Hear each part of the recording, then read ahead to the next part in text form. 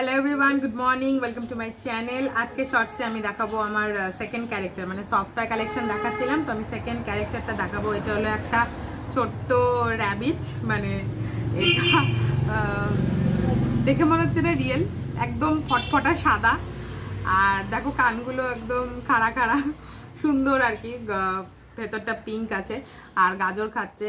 আমার না একটা রিয়েল খরগোশ ছিল, তো আমি কলেজ লাইফে কিনেছিলাম, কিন্তু ওটা ঠিক 90 দিন কমপ্লিট হয়েছে কেনা, তারপরে ওটাও মারা যায়। মানে ওটা যে কেন মারা গেছিলো আমি নিজেও বুঝতে পারিনি, কিন্তু লাস্টে দেখেছিলাম ওর এই ঠোঁটের জায়গাটাতে একটু রক্ত বেরোচ্ছিল।